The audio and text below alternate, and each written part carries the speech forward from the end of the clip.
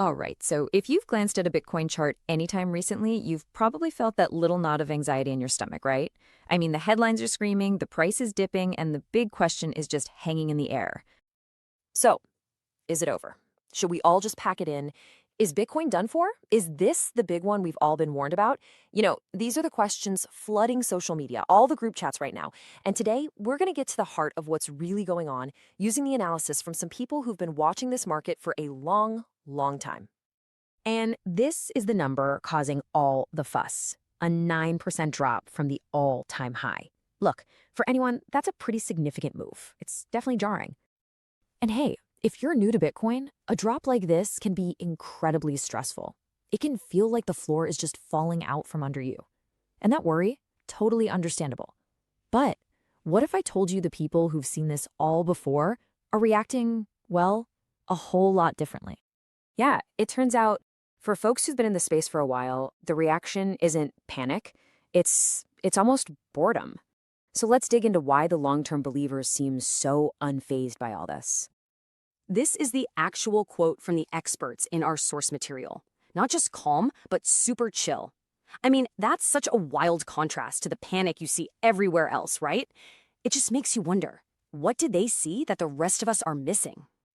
Okay, so this is where it gets really interesting. Look at this comparison. In past bull runs, it was totally normal for Bitcoin to get chopped in half right in the middle of a cycle. We're talking about single days with 30% price swings. Crazy, right?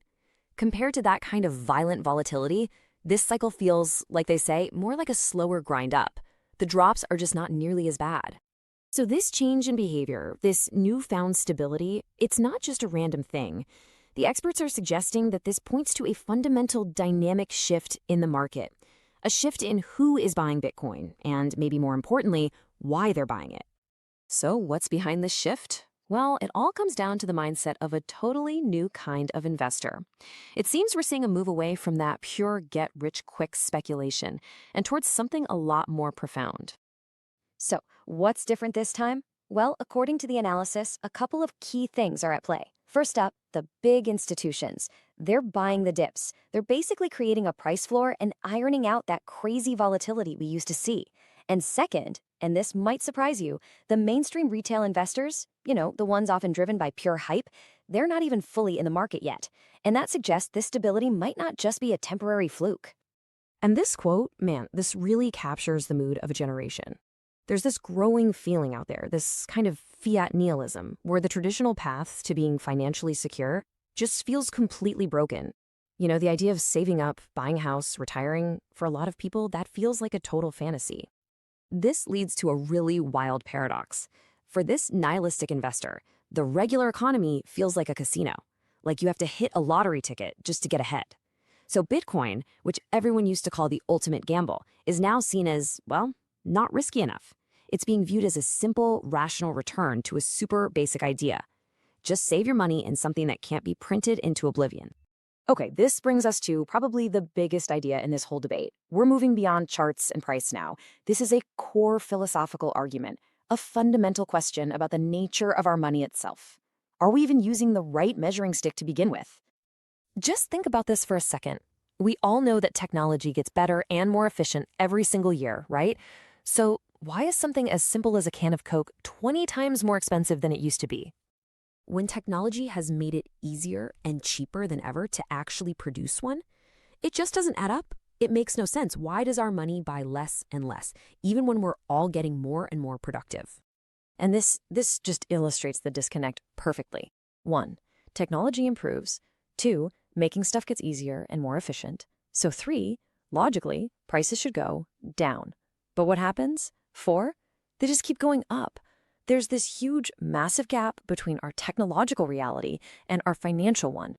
This right here is what the Bitcoin believers call the broken measuring stick. The whole idea is that our money, the dollar, is failing at its most basic job.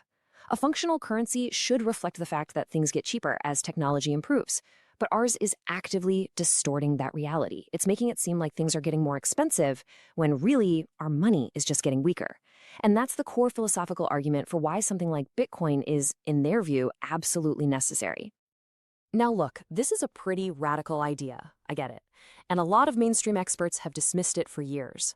But our source material brings up this fascinating case study that really serves as a cautionary tale about why those experts have so often gotten Bitcoin completely wrong. So let's go back to 2016.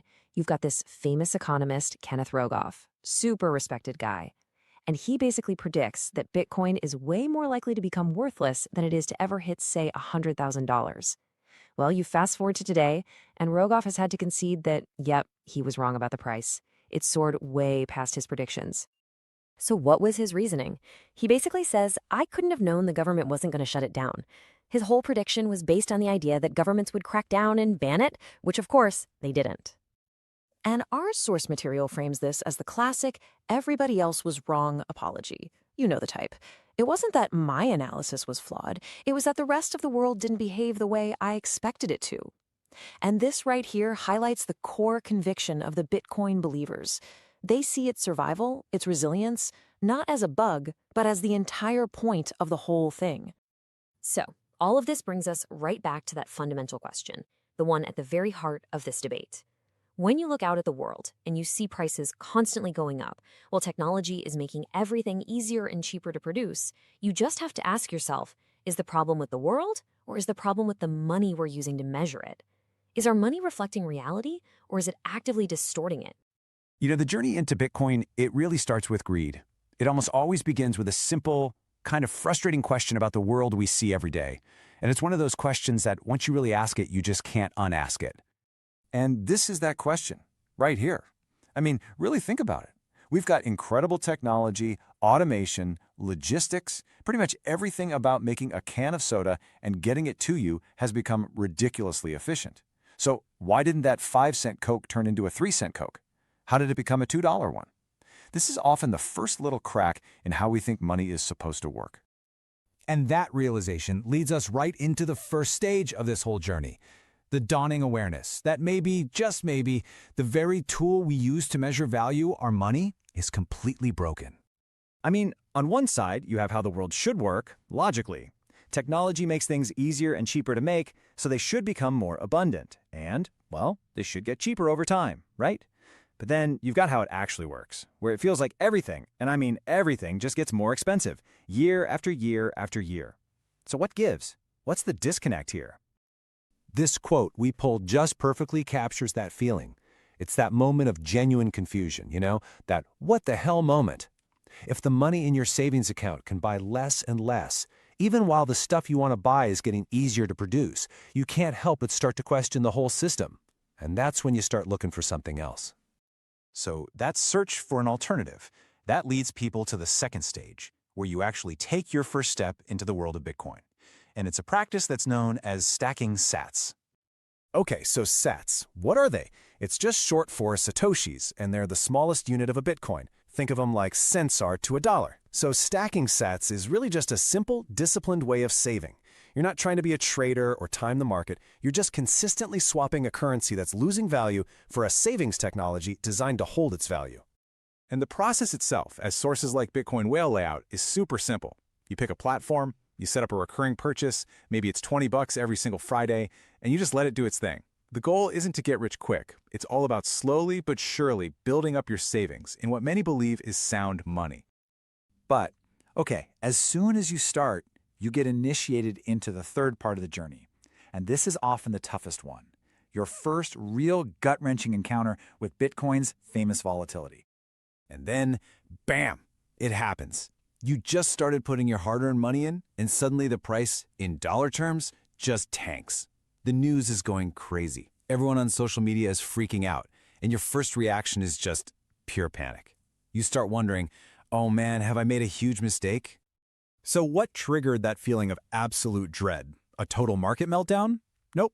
That quote was from a time when Bitcoin was down just 9% from its all-time high. Now, if you're coming from the stock market, a 9% drop can feel like the sky is falling. But in the world of Bitcoin, yeah, that's a totally different ballgame. Because for somebody who's been around for a while, a 9% dip isn't a crisis. Heck, it's just a regular Tuesday. It's just noise. This crazy difference in how people react is a rite of passage. And to get through it, you have to start looking beyond the price chart. So how do you get through that? How do you handle the roller coaster? Well, you do it by learning the deeper principles, the why behind it all. This is the stage where you level up from just owning Bitcoin to actually understanding it. And what you discover isn't some complex financial formula. It's actually a return to some very simple, very old wisdom. For generations, this was how you built wealth. It was that simple. And proponents argue that Bitcoin is just a technology that re-enables this basic cheat code for life, especially in a world where just putting money in a savings account is a losing game. And this really gets to the heart of it. The idea is that you shouldn't have to become a stock-picking genius or a real estate expert just to protect the value of your work. Bitcoin offers a return to a much simpler path, the ability to save the money you earn in something that, by its very design, can't just be printed away into worthlessness. So once you really get the philosophy, the final stage of this initial journey just clicks into place. It's about taking full control, about becoming your own bank. You will hear this phrase over and over and over again, and for a very good reason. See, if you leave your Bitcoin on an exchange, you're trusting someone else. They have the final say. To truly own your Bitcoin, you need to hold your own keys, and the way you do that is with something called cold storage. The best way to think about it is this. Leaving your Bitcoin on an exchange is like using a bank account. It's convenient, but someone else is ultimately in charge. Cold storage, that's your own personal vault, your digital Fort Knox. Your keys are never, ever connected to the internet, which means hackers simply can't get to them remotely. And the benefits here are huge. You completely remove the risk of that exchange getting hacked or going out of business because you and only you are in control. Plus, with a simple backup phrase, you can get all your funds back even if your device gets lost or broken. It is the ultimate peace of mind. And this really brings the whole thing full circle, doesn't it? What starts with you just trying to exit a broken money system, it evolves into a much bigger question. It's about freedom. It's about self-sovereignty. Once you've figured out how to secure your wealth, what's your strategy for securing your future? Now that is a powerful question that goes way beyond just money.